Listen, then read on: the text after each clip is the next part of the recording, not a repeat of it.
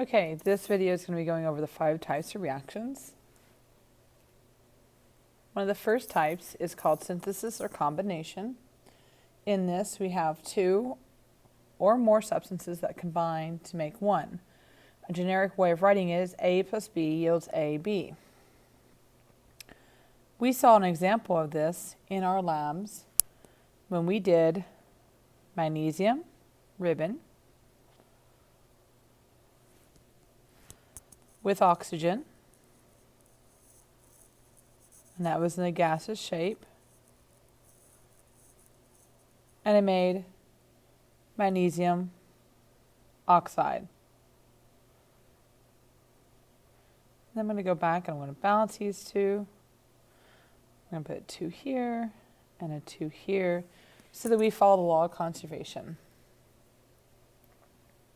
And that's synthesis combination. The next type is decomposition.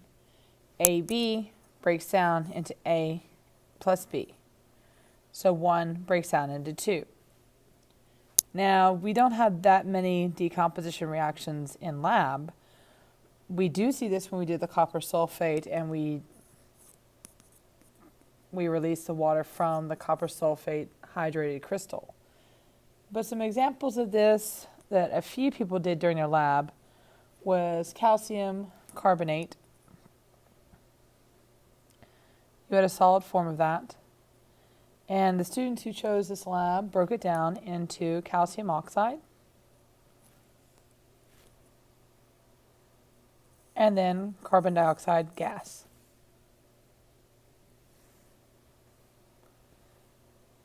And that's decomposition. The next type is single replacement reaction. A plus BC yields AC plus B. Now, the important factor about this is there is a pattern to how it's going to be replacing.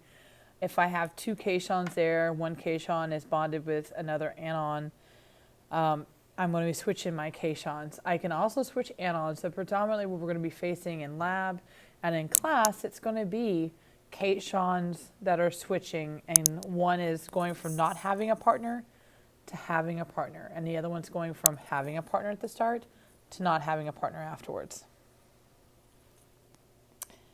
And so the classic example that we did in class was iron nail. So we had the iron nail plus copper sulfate, and that was aqueous solution because how we made it. And then I produced copper and FeSO4. Another example that you might have ran across when you were doing labs was possibly zinc plus hydrochloric acid. Again, aqueous because it's not full hydrochloric acid, it's dissolved by water into the desired concentration we're looking for, or the molarity. And that produced zinc chloride, which was aqueous plus hydrogen gas. That's a G on the end. Usually for this level we're going to have one of the substances is going to be a solid and the other substance is going to be aqueous. So that's single replacement. And if I can do single replacement, then I can also do double replacement. And so just a generic way of writing it, AB plus CD yields AD plus BC. And basically we're just switching our partners. You did this a lot when you do well plate work. And generally at this level it's going to be 2 aqueous solutions that we're combining together to see if there is a precipitate, in which we go back to our solubility rules to determine if it is a solid or not. So one of the examples that we did do during our lab, or some people did, was you took potassium iodide. Again, this is aqueous, plus your lead 2 nitrate.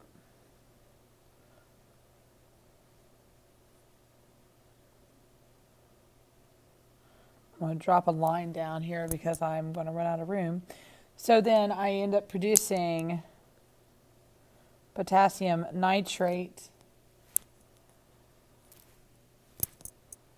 and lead 2 iodide.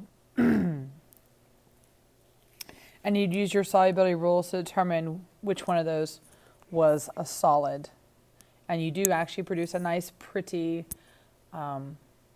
yellow substance. And I'll leave it for you to determine which one was a solid.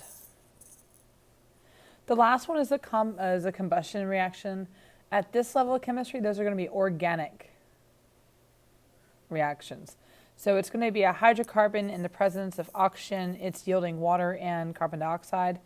One of the ones we usually pick on